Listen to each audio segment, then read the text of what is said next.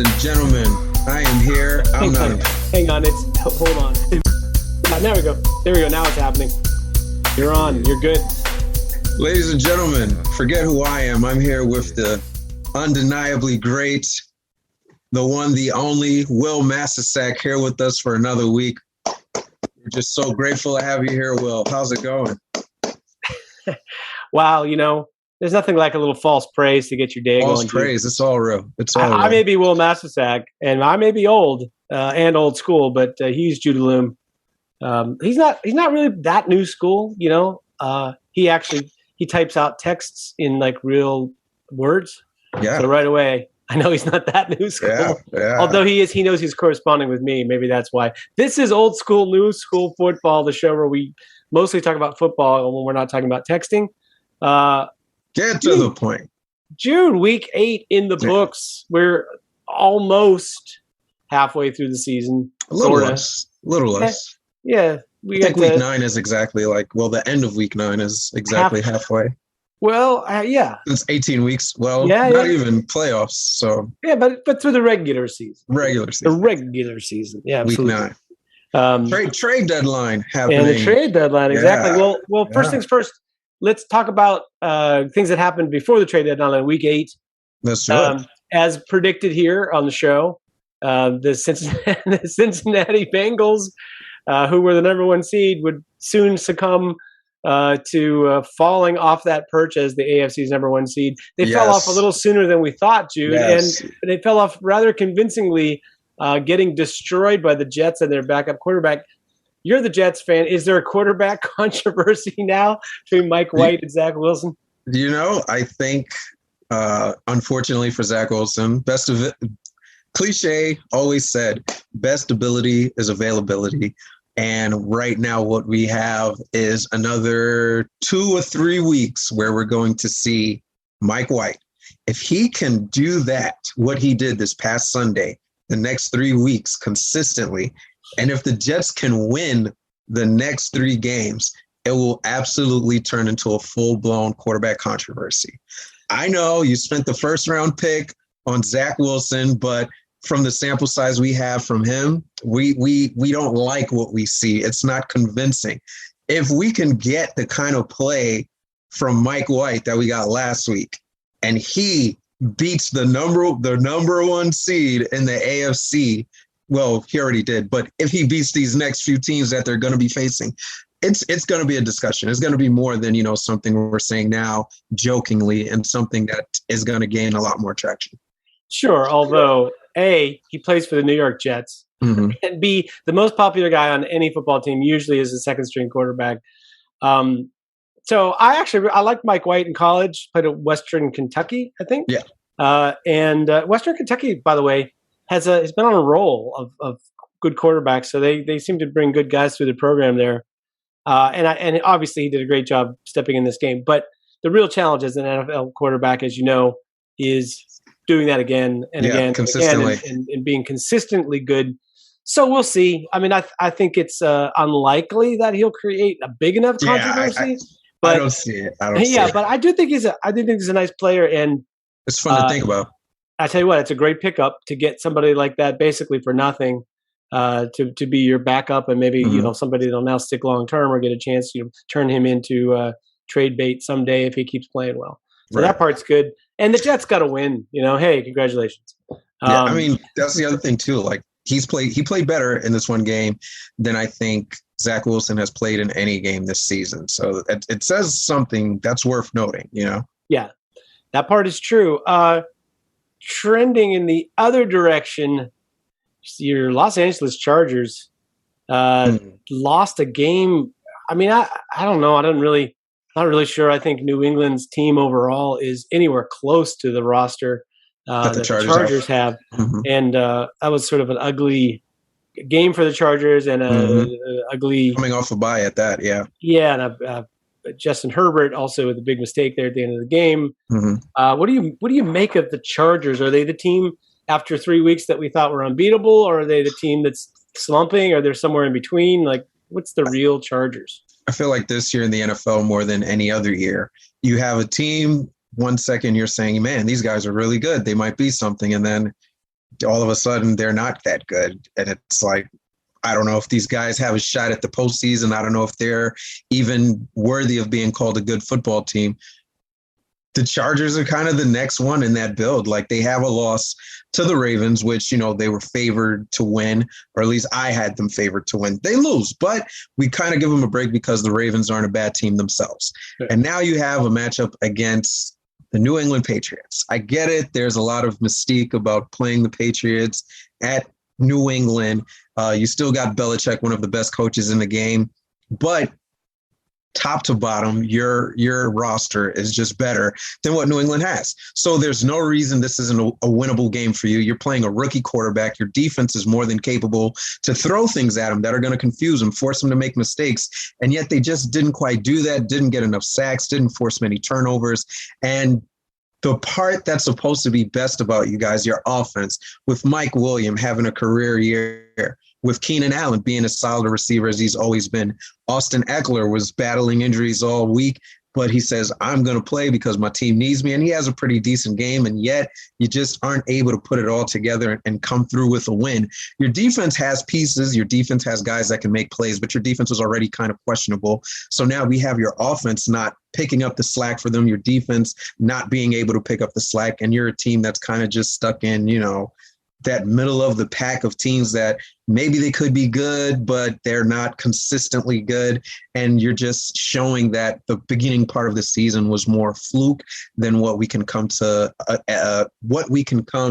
anticipate and expect from you as a team. And it's disappointing because early in the season, the way Justin Herbert was playing, I really thought he took that next step.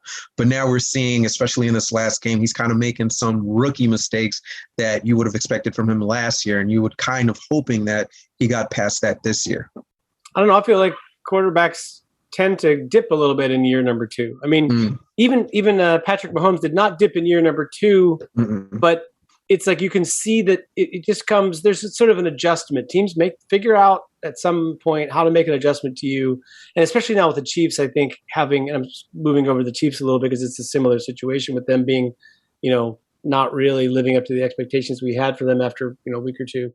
But, your teams will adjust to you and they will figure out the things that where you make, you're loose with the football or you make mistakes or you're not willing to take chances with it or whatever, or you're trying to find the same guys over and over again. And they'll figure out a way to take away what you like and force you to do things that are an adjustment for you. And usually, like I said, that happens around year two, maybe year three for good NFL quarterbacks. It happens to everybody, as Aaron Rodgers said today on the Pat McAfee show. So I don't think there's any shame in that. I don't think it means he's a bad quarterback, but I think I'm not saying he's a bad quarterback. I'm saying I thought we saw the progress that we needed to see, but now it's kind of like we get to midseason, it's almost like he's regressing. So like he's not even playing up to the standard he set for himself earlier in the year, and that's kind of worrisome because teams are going to adjust and they're going to do better. Sorry, it's only a year and a half in the NFL for him, though. It's not. He hasn't been starting that long.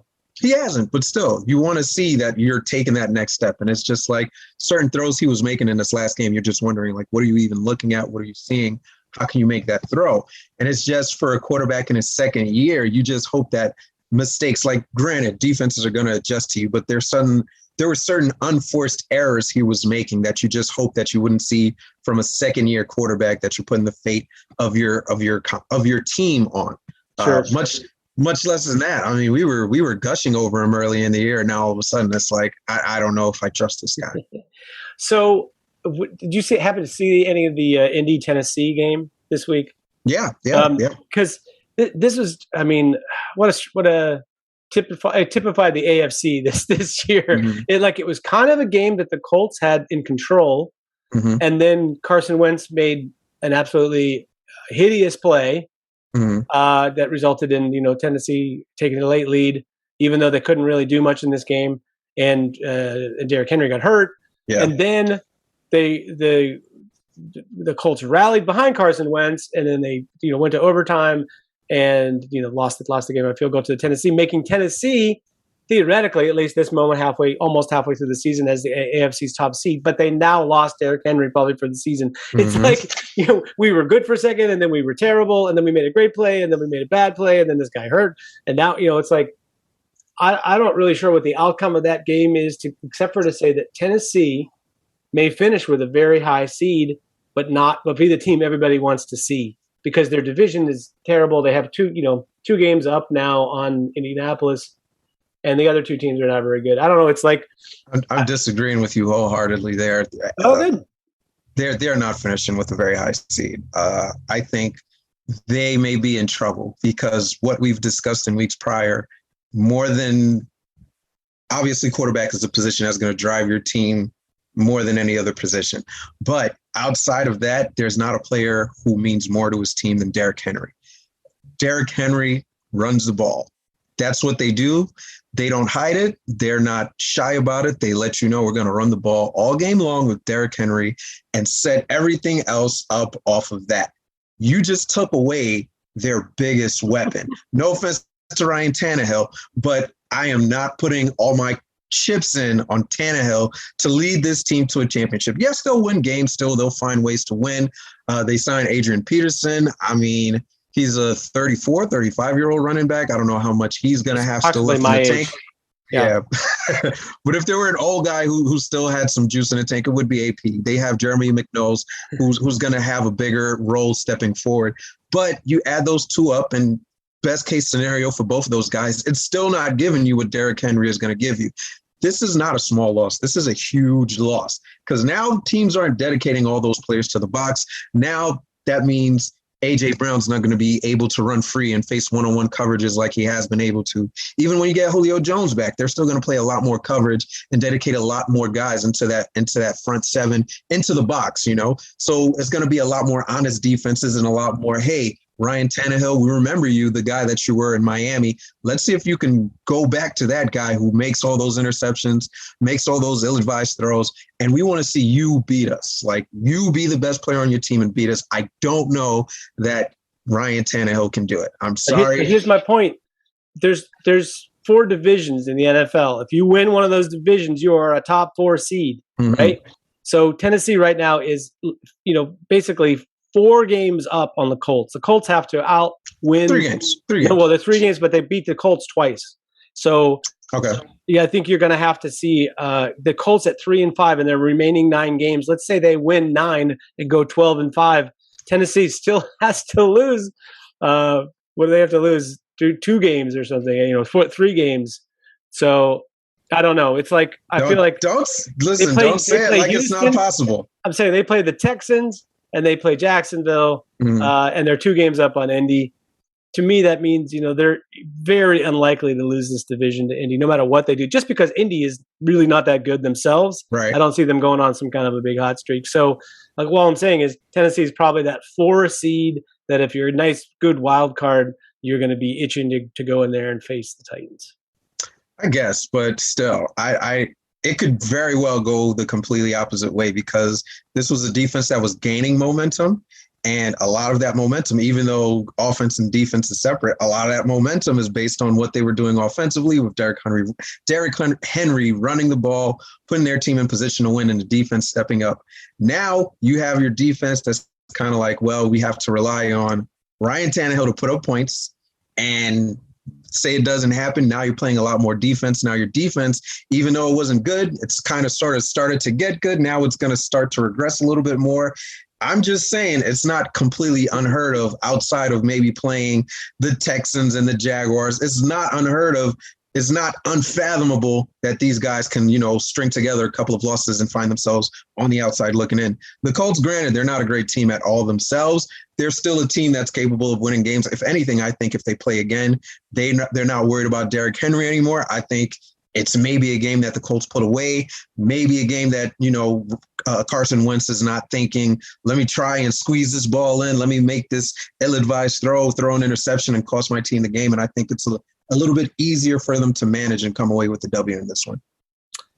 Yeah, we'll see. I mean, like you said, there's a long way to go yet. Yeah. So, I mean, Tennessee could lose 9 games, I guess, but I suspect lose 9 games. I mean, you have to You're completely falling off if you lose 9 games, but maybe 500 even if they lose, the I'd rest say of the way. even if they lose 5, if they go 4-5 the rest of the way, I still have a feeling that they win their division. They win the division.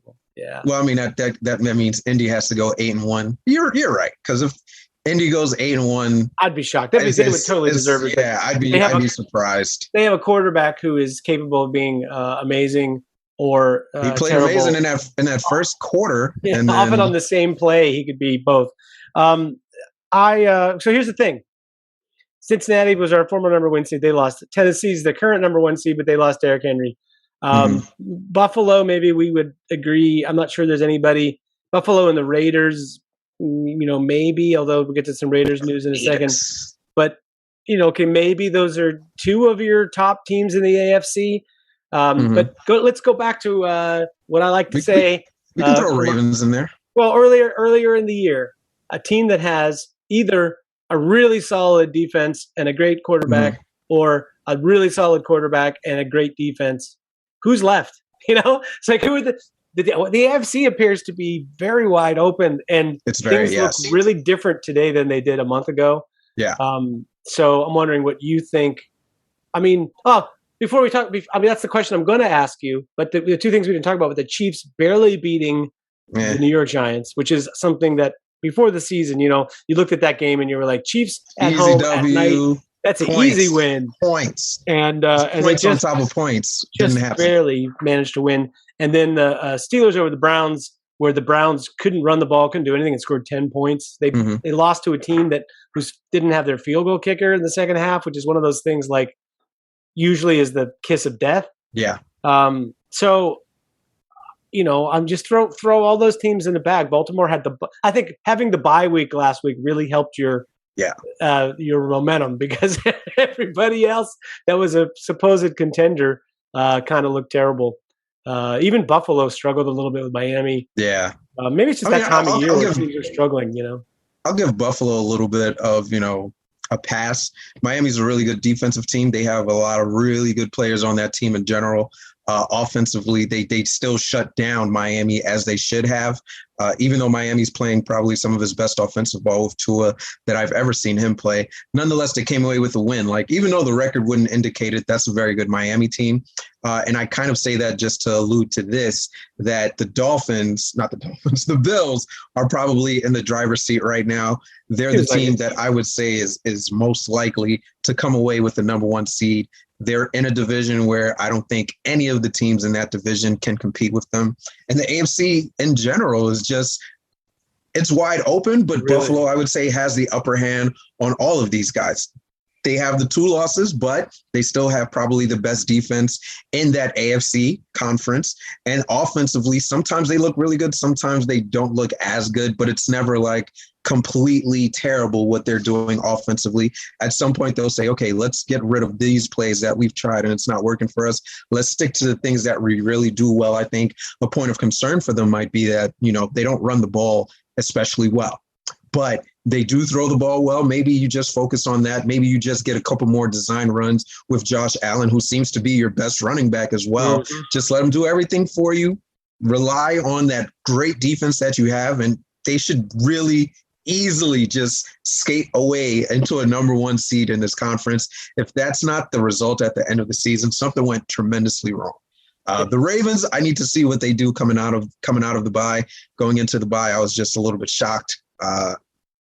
They lost the game I didn't think they were going to lose, and I just need to see them play consistently. I need to see Lamar Jackson not running the ball. I need to see him throwing the ball well, throwing the ball accurately, being able to consistently find those deep downfield receivers and, making those throws without you having to say, okay, I'm not sure if he's going to overthrow it. I'm not sure if he's going to throw an interception. It's just a mixed bag of results whenever he throws more than 20 yards downfield. If he's able to do that, then absolutely, I'd say the Ravens are potentially a team that can be the number 1 seed. But again, I digress. Do we think the Ravens defense is really all that good? No. The Raiders were playing some inspired ball, coming off of, what's the guy's name again? John Gruden. We try to forget him. Yeah, coming off of John Gruden getting fired, they were playing some inspired ball. They get a bye week. I think that's one of those situations where you want to stay hot. You don't want a bye week. You want to continue to play and just see if you can maintain your momentum that you have. Now you get the bye week. A lot of teams coming off the bye, it's usually like, okay, now we've got 2 weeks to prepare for this team. You would think, it's going to help them get this win, but I'm seeing a lot of teams coming off the bye struggle, and a lot of teams win. I mean, not win. A lot of teams lose the games that they're supposed to win, Well, I'll tell you this. I think some players get away from the facility and they get out of their weekly mindset. And okay, maybe some need the break and it's good for them. But yeah, I think like last year, I thought the bye was a really big deal because of what was going on with the pandemic and the scheduling and what everybody had to deal with, which is why when certain teams didn't get their bye, it was a big deal. But I think mostly it's a time. There's some coach I'm sure that said this that I'm remembering in my head, but that they're deathly afraid of the bye because their players scatter off to the winds and bad things happen. And to that end, speaking of the Raiders, before we start talking about the trades, the biggest news maybe in the NFL today was just terrible news with Henry Ruggs, the wide receiver for the Raiders, getting into an early morning accident. Yes, nothing good happens after 1 a.m. 3:39 a.m. He rear-ended a vehicle and the vehicle caught fire and the other person died. And it looks like he's going to be charged with a felony DUI resulting in death, which is not a good thing. It's not a good thing for the person who died. It's not a good thing for the Raiders, and it's definitely not a good thing for Henry Ruggs. I'm not sure what you say about that, but it definitely going to have an impact on the NFL season because this is a team that is one of the very few contenders. I mean, there's really not much to say. I just don't want to let the moment pass without saying, sincerest condolences to the family of the victim of this accident. Like you're out and it's not something you expect for you to get rear-ended, and next thing you know, a life is lost. I mean, I'm sure it wasn't intentional, but at the same time, you're in the NFL. You got to know, even if you're not in the NFL, like driving while drunk is just not something that you should be doing. Like, I mean, it's even worse than that, Jude. It's even worse than that. The NFL provides free of charge a driver in every city that all you have to do is make a phone call and they will come and pick you up and deliver you to where you need to go. No questions asked about where you were, what you're doing. They don't report to the NFL what you did. So, from that standpoint, it's even worse because it's like that's all you got to do. I mean, first of all, there's Uber and there's Lyft and there's everything else. But it's like when you are an NFL player, there's just no excuse for that. I mean, the level of education that we all have about the situation now, and combined with the opportunity that he had to avoid it, it's incredibly sad. I mean, that's the way accidents that take someone's life always are. In my business, in the film business, of course, we just had this big thing on set. It's like several people have to blow through, figurative stop signs and do things wrong and miss their opportunities to avoid the mistake. And then, it results in something absolutely horrible. So I know and as far as it relates to the football part of it, just say that, they're already in sort of a tenuous position where, they're overly dependent on their tight end, who was a fantastic player. And they were just always, struggling a little bit to get the mileage out of the wide receivers that they wanted to get. He was just starting to get some traction. Like he just started kind of building that connection with Derek Carr, and definitely he definitely won't be seeing the field the rest of this season. Who knows? Yeah. He's got bigger problems for the foreseeable future, right? Yeah, I mean, just for the Raiders, it's just like another distraction. Like you seem like you're getting over this one distraction, and now here you go with another distraction. And it just kind of just makes it harder for me at least to believe that these guys are going to be, really contenders, like real contenders. I can't see. It just sucks for them. It sucks for everyone involved in this situation. You just hate to see that news coming across your phone screen or your computer screen. I think you can lift up the boats for like a week or two. It's like, we had this distraction with our coach and we have this distraction with, player and this tragedy. And it's like for a week or two, you can circle the wagons and like move forward. But I think eventually that weighs on you. And it's like one less, there's a reason that John Gruden was a head coach and probably added something, to them on occasion, although it doesn't look like it's play calling. But, we'll see how this plays out with the rest of the season. It's just another in a series of like, it feels like every contender on that side is flawed. just quickly on the other side before we go further into trades. Well, we can start with the trade situation. The Los Angeles Rams, who are probably, if not the Green Bay Packers, the Rams probably the favorite in the NFC. They added Von Miller with a trade. Von Miller's production hasn't exactly been lights out. It's not like they're adding Von Miller 6 years ago, 10 years ago. But do you think? What do you think of this move, which now gives them Jalen Ramsey, Aaron Donald, and Von Miller on their defense? I think it's still a huge trade. Granted, Aaron Donald hasn't quite put up the numbers that, he has all those years ago. It wasn't that long ago, maybe even like 3 years ago.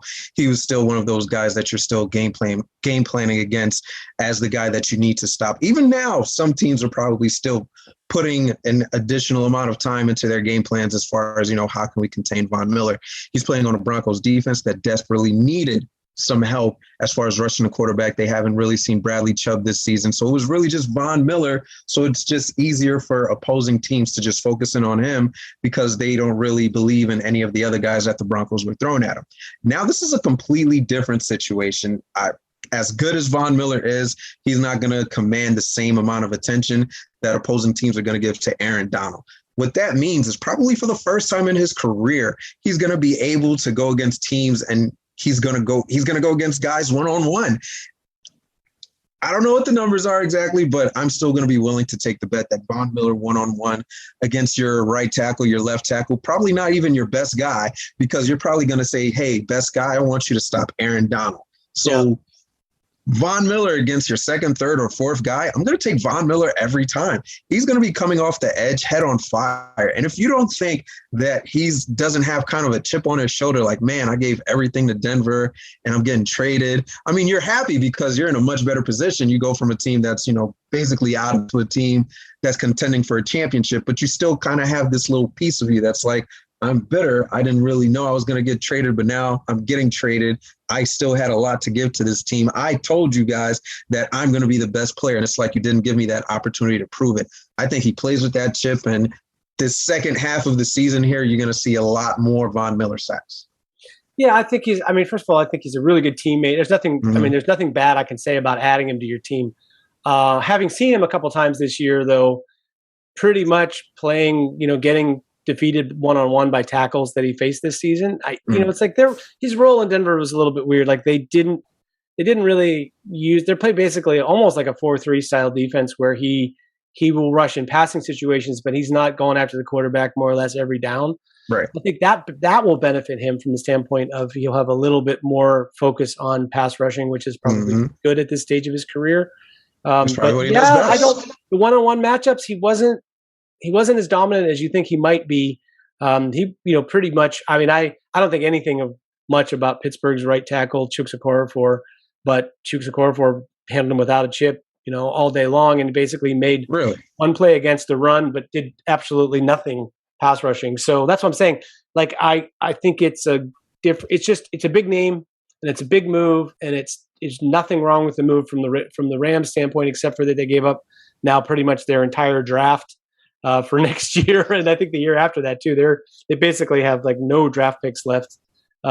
So that we'll see how that plays out for them. They're definitely pushed all the chips in for sure.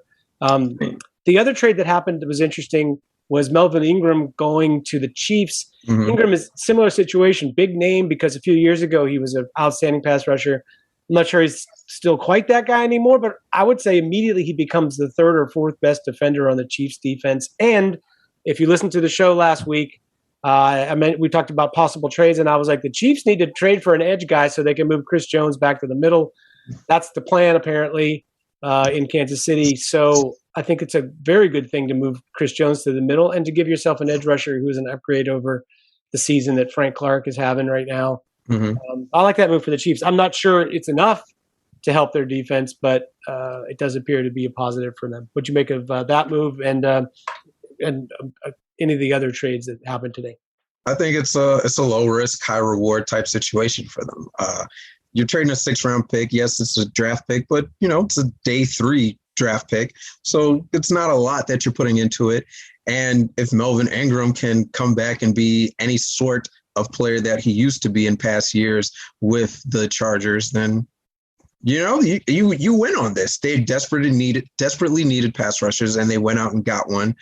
They got one from Pittsburgh at that he was in a situation where he could have thrived, had some injury concerns, and it wasn't quite working out for him. So maybe he gets a fresh start again and possibly becomes that player that we all kind of expected him to be with the Steelers. But, I also think, he's going into a completely different situations. There are a lot of good players on that defense for Pittsburgh. There's not that many good players on that defense for the Chiefs. Chris Jones probably had one of his best games yesterday against the Giants. But outside of Chris Jones, I don't know if there's anyone that's going to be commanding attention on that Chiefs defense. Willie Gay, pretty good player in the middle. I guess, but are you really game planning for any of these guys? So, he might have some success. Hopefully he does. But, I like the move for the Chiefs because, again, low risk, high reward. Hopefully it works out for them. Hopefully Melvin Ingram can, find some semblance of what he used to be, and the Chiefs can get some sort of stability on defense, and, they become the team that we expected them to be. Yeah. But I will also say it's not quite enough at all for them. I think they need a couple more moves, but I don't know if that's going to happen unless something happens in the next couple of hours for them, because we're coming to the end of this, trade deadline day. I was talking to a friend of mine, about the Chiefs, it being weird that how much they're struggling right now. And I said, low key, I'm not a huge fan of Sammy Watkins, but I think low key, that's the thing that Kansas City's really been hurt by, is that the next guy, here's the deal. The next guy after Travis Kelce and Tyreek Hill is so much less a threat than those two guys, that defenses are basically doubling their two main guys and saying, hey, if you want to throw the ball to your third or fourth or fifth receiver, or you're running back out of the backfield, we're okay with that, because then we're going to force you to not make mistakes as you small chunk your way down the field. I think that's a pretty good strategy against the Chiefs right now, especially with their quarterback pressing, because he wants, he understands that they're not having the same kind of success they once had, and having to have that patience as a young quarterback is pretty hard to do. So I think that actually low key that is a big issue for them, because you watch that game, it's like, man, their safeties are flying to to Kelce and Tyreek Hill. So it's kind of like right from the snap, your first read as a quarterback post snap is, okay, I have neither guy that I'm trying to throw it to. That's a problem, and the other guys are not winning their one-on-one battles. So. I think it's like the rest of their guys are okay, and they're interesting pieces to the puzzle. But if you can't get those two main guys going because there's so much attention put on them, you got to do something else somehow. I don't know. For sure. I don't know if I would say Sammy Watkins, but I would say they need somebody else to kind of step up and become a guy for them.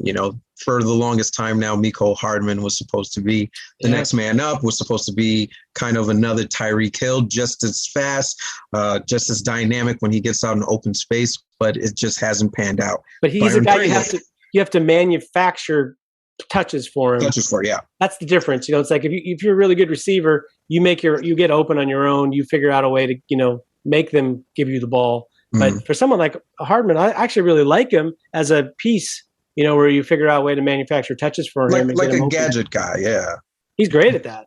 But not necessarily someone that, you're saying go run the complete route tree. And beat this guy, we need you to run an out route and beat this guy right now because it's 3rd down and 5 and we need 6. It's like that's a different level from what he offers. And I'm not saying Sammy Watkins was really great at that either, but because of his size and speed, it offered some kind of a threat that defenses had to, if you're a defensive back, you have to at least account for the fact that he might try to run by you. And that gives you a little wiggle room, for this kind of thing. So anyway, we could spend 2 hours talking about the Chiefs. Why don't we move on and talk a little bit about the upcoming week's games? I mean, it was shaping out to be a great matchup, but kind of Packers-Chiefs. But I don't know. Packers-Chiefs. I mean, sure. Let's talk about Packers-Chiefs. I don't know if it's as great a matchup now with the way the Chiefs are struggling. Once again, Kansas City. I mean, they showed at least a couple of signs of life. My favorite part about this game is that the Chiefs are an underdog at home, 2.5 points. It's like, as they should be. Yeah, and of course they made at least that much. against the Packers. But it's funny, like, would you have ever? I mean, 6 months ago, would we have imagined No, that was not at all. possible? Not Even at a month all. ago. At home, no. Yeah, exactly. So, what do you make of this situation here, Chiefs and Packers? I think a lot of guys are going to be pegging the Packers in as maybe the top team right now.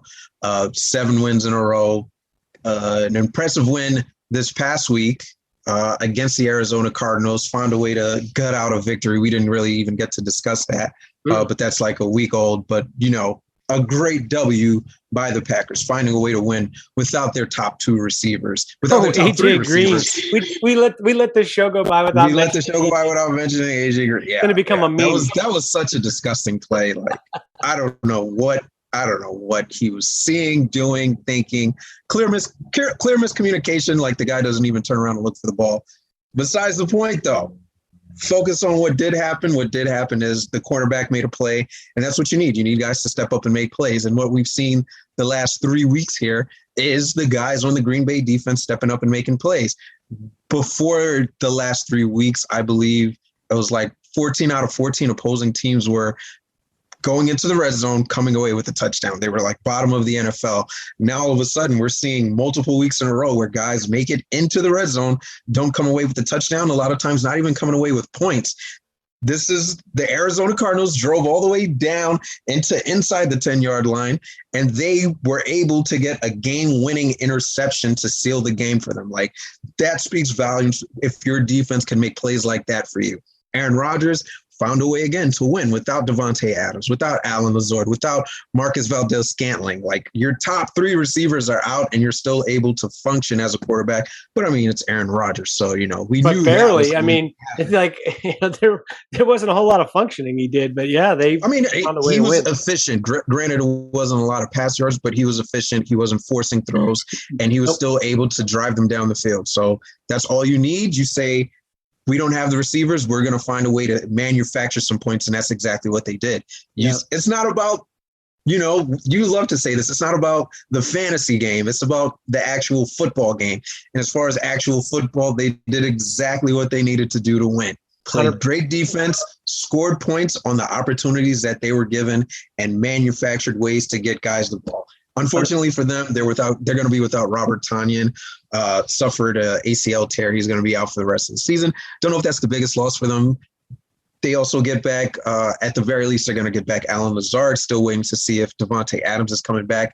But again, probably going to be the hottest team in the league right now. Probably going to be the team that a lot of people have penciled in as the number 1 team in the league right now. This should be a very good, manageable, dare I even say it, easy win for this Packers team.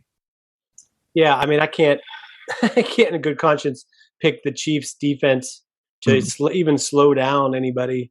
They looked, to be fair, they played a little better. I mean, granted, they're playing the Giants and all that business, but they at least made a couple of plays. They haven't done anything all season, so at least there was that.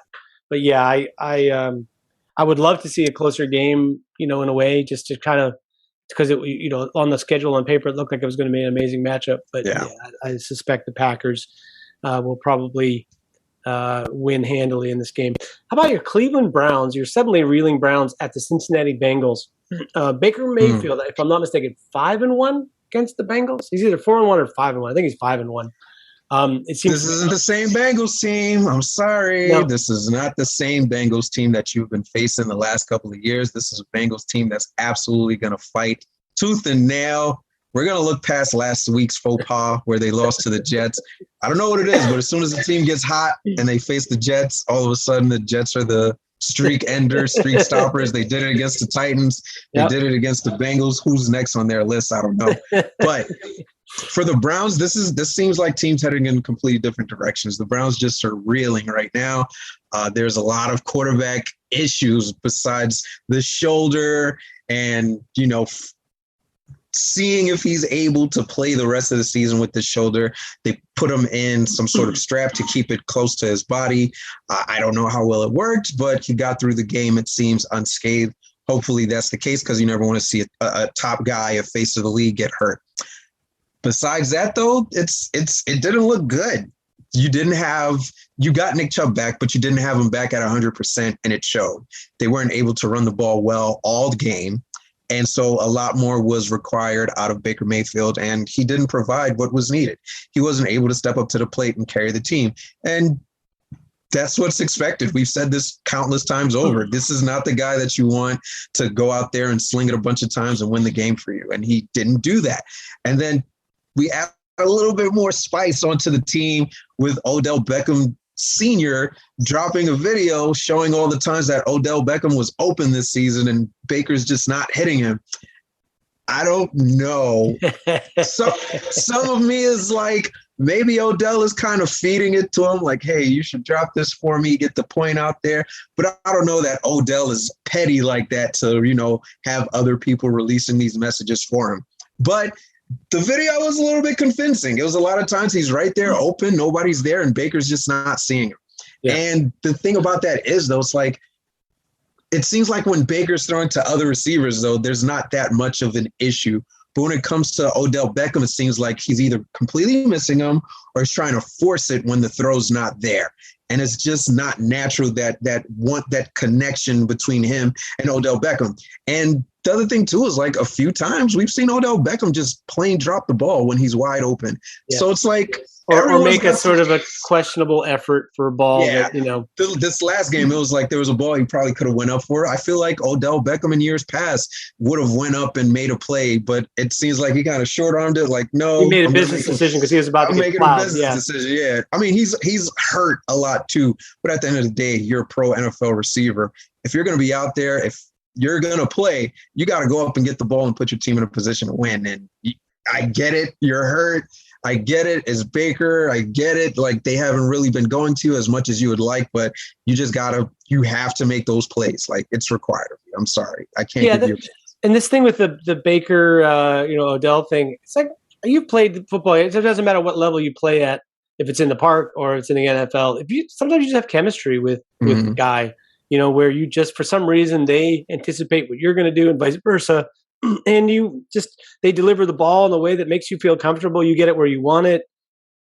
It's easy to play with a guy like that. It's a real challenge to play, if you're a receiver, to play with a quarterback that you don't vibe with for whatever reason. I mean, it doesn't matter if they're really good. It just so happens that you don't vibe, or they don't see you, or they're not looking for what you're doing, or they don't anticipate what that you're going to get open, or whatever it is.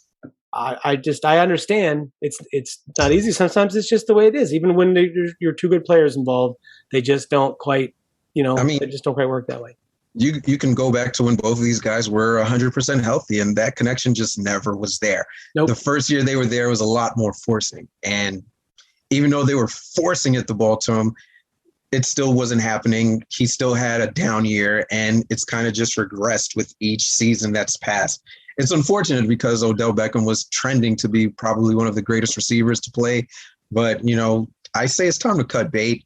They didn't do it. I would have cut bait already. I would have traded him. You probably could have still got a real great value for him from a wide receiver needed team, or from even a team like Green Bay, who feels like they need a wide receiver. They don't have an established second guy. It's a rotation of guys, kind of. Yeah. I feel like, Aaron Rodgers with Odell Beckham, that might be a dangerous combination, but what would the Chiefs do with the Chiefs with Odell Beckham? Like, I don't know. There's a lot of places they could have went with it. I feel like even they play better when Odell Beckham is not playing for them, because now there's not this need like, oh man, we've got to get Odell Beckham the ball, and you're free to kind of spread it out to all your other guys. But I don't know. Maybe one day it'll work. I'm not putting my money on it. Nonetheless, back to the game, the focus of it, I don't really give them a chance against this Bengals team. The Bengals, they had a slip up last week. I don't think they make it 2 weeks in a row. Defensively, I find them to be better. Offensively, I find them to be better. And the Browns are just reeling right now. Offensively, I don't know who they can turn to. Nick Chubb, I don't think he's going to be 100% for this game either. He just really didn't look comfortable all of last week. So I can't see where they're going to score the points and keep up with this high-powered Bengals offense. Well, here's what I think. Your Cincinnati offensive line, especially the interior of the line, is absolutely dreadful. And you can see that you saw the results last week. They struggled terribly. But I think that when you have a guy like Myles Garrett, and you have to give extra help to him, You can't help the interior of your line with back chipping or whatever. I think that makes it very difficult to be a high-powered offense, quote unquote, right? I mean, So they find ways around it, like they've done all season. It's right, not right. like they just. It's not like they just found out that their offensive line was No. porous. You know? But so. I guess what I'm saying is these kinds of things have a way of catching up with you over time. Mm-hmm. And I think both teams, had disappointing losses last week. So it's not like that either one of them really has that much momentum. And I do think that it's just a good matchup for the Browns is how I feel about it. I think the Bengals are a better team and will finish with a better record when the season is over. But they have not had a lot of success against the Browns, and I think that probably continues for another week. So I'm gonna go out on a limb and take the Browns, despite the fact that they scored. Yeah, we're definitely gonna agree to disagree on that one. The Browns just don't look like a good team right now. I'm sorry. Right on. I totally get that. Right on. Two more. We'll each take one for the interest of time. Arizona Cardinals at San Francisco or Tennessee Titans at Rams. Tell me about one of these games. I'll let you pick whichever one you want. I'll take the Titans and Rams. The Titans, as mentioned, without Derrick Henry, are going to have some issues, especially now we give the Rams. But I might take I would just see where the spread goes. Right now it's 7.5 points. The Rams are favored by. I might like the Titans as a backdoor cover in this game. Cover? Well, because it's like that for 1 week. They're going to rally the troops and they're going to play this great road game against this, team that can't be beaten, who just added a big Hall of Fame pass rusher. It has all the NFL elements of a game where it comes down to the wire and the Rams win. I'll take the Titans in 8 points or 10 points or whatever it ends up being before the week is out. I love that you're always willing to, take the unpopular route and go with the opinion. You notice this about me? Right. Yeah, of the few as opposed to the opinion of the many. The first game in a post-Derrick Henry era, and you get one of the hottest teams in football in the Rams. And I mean, if you're right and they're able to find a way to score some points, kudos to them. Then hey, they deserve to be in that conversation of best team. But I think it's just a style. I think it's also a style. Not even to win. I mean, even just to cover and be close enough within 7 points. They play close games because of how they play close games because of how they play. That's one of those things. I think this is the best team that they faced all year, and I think the score is going to reflect that. So, Cardinals and 49ers. Cardinals and 49ers. Cardinals, I think they're going to be anxious to get back out there, get the first loss taste out of their mouth. And they're going up against a 49ers team that's really just a mixed bag of results right now. Sometimes it's like, yeah, we can beat anybody. It's a lot of teams we can say this about. 49ers just another one on the list. Sometimes they can go out and beat anybody. Sometimes they go out and just look dreadful. I mean, they beat the Bears last week, right? Yeah. They beat the Bears. By more than 2 scores. Yeah. Okay, yeah. But it's like you just thought this was going to be a game that's easily managed. The Bears were reeling. Justin Fields still wasn't able to throw the ball especially well, but they let him run all over them all game long. I mean, you have a defense that was supposed to be one of the best defenses in the league with all those guys you had coming back from injury and, kind of just playing the type of defense that we anticipated from like 2 years ago when you went to the Super Bowl, and that's just not happening. Jimmy Garoppolo, he's like a middle-of-the-pack quarterback. He'll put up some yards, but sometimes he'll make some plays that make you scratch your head and wonder what he was looking at. And it's just this running back carousel where they're just constantly putting guys back there. And it doesn't matter who. It doesn't matter who. It works for them. It definitely works for them, but I don't know how much is going to work going up against this Arizona defense that's really, really good.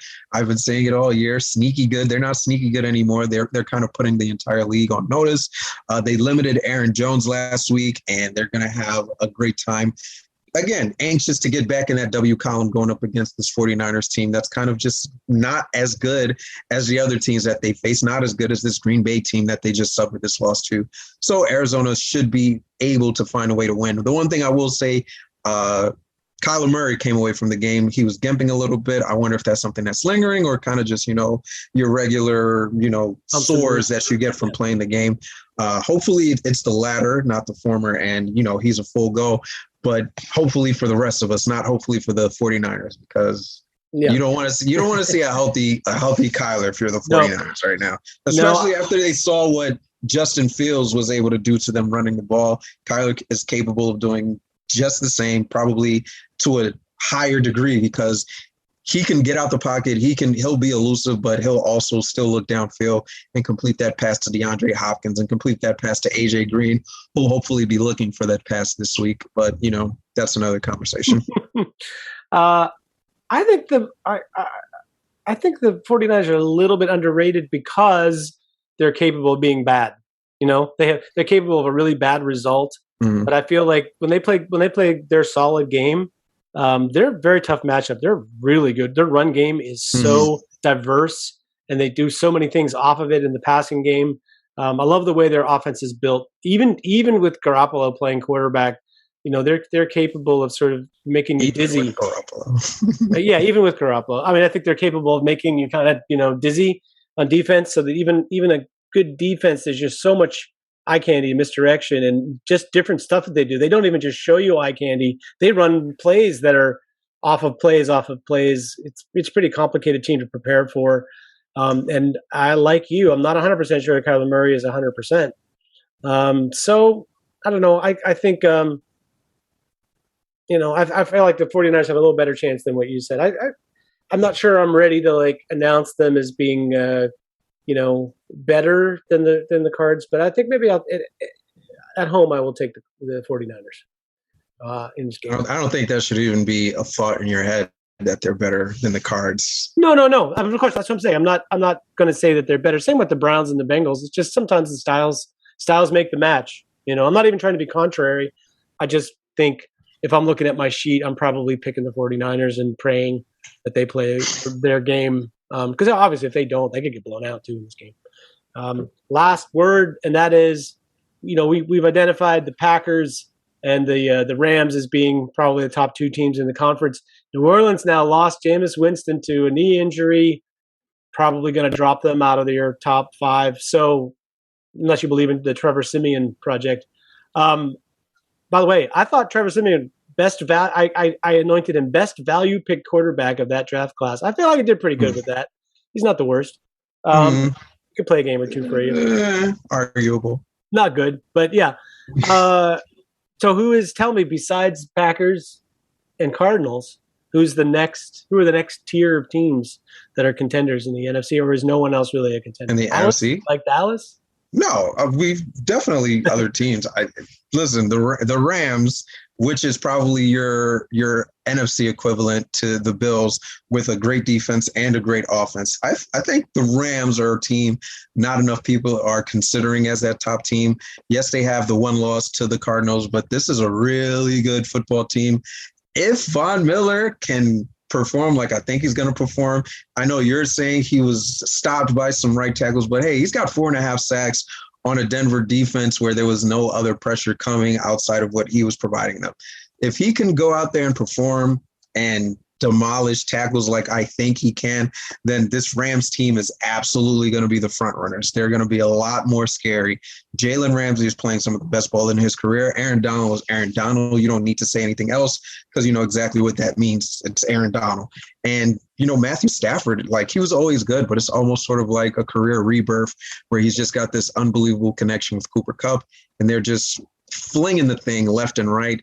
Even Darrell Henderson coming into the season, I wasn't really anticipating much. I thought Sony Michel was going to be able to, usurp that lead back role from him, but he's been playing lights out as well. It's just everywhere you look, everyone is playing their best ball for the LA Rams. And I think they're definitely a team that you can put not in the next tier, but in that same tier with the Packers and the Cardinals.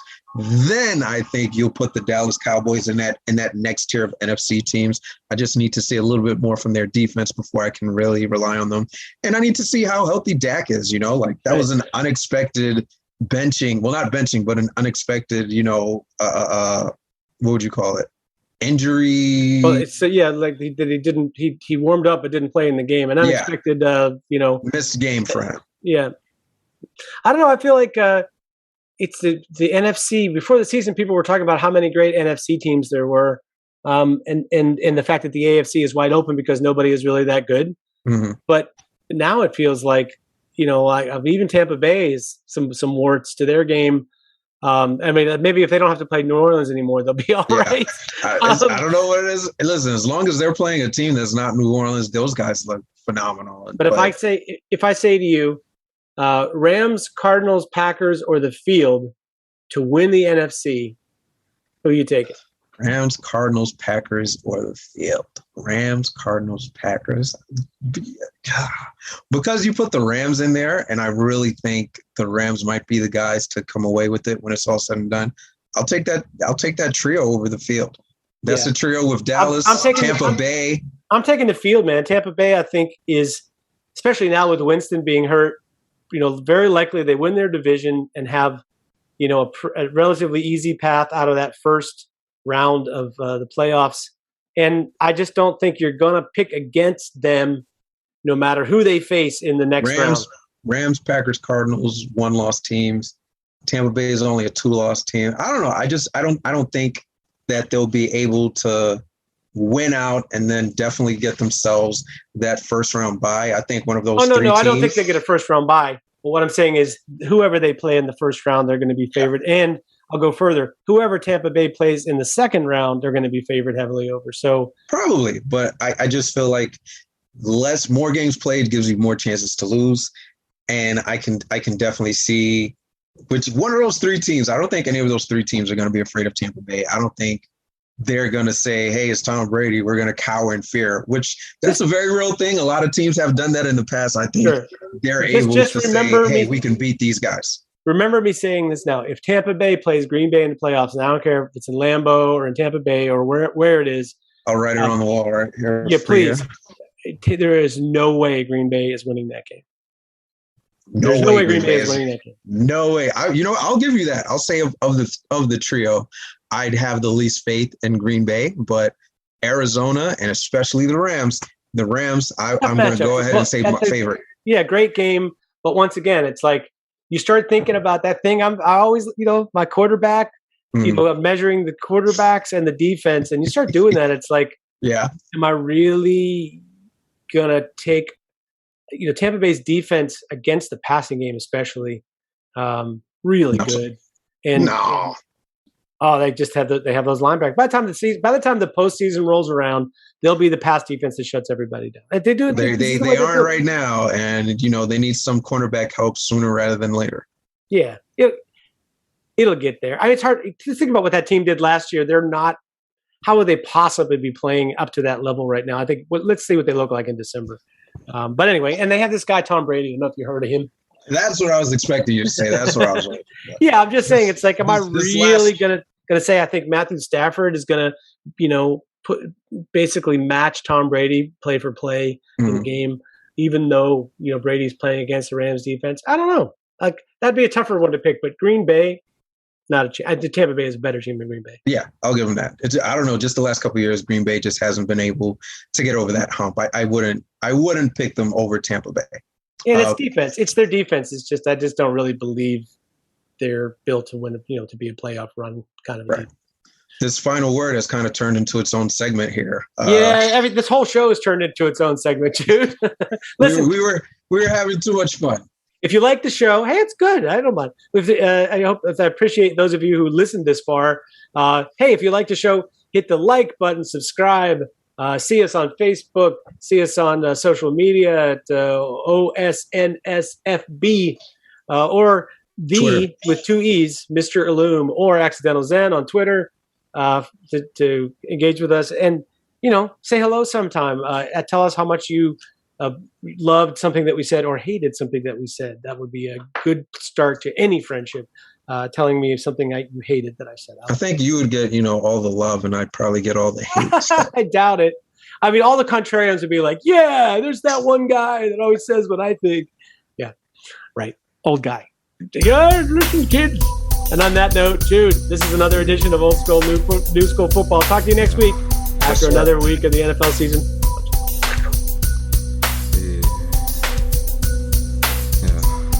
Tough to beat, Jude. Tough to beat.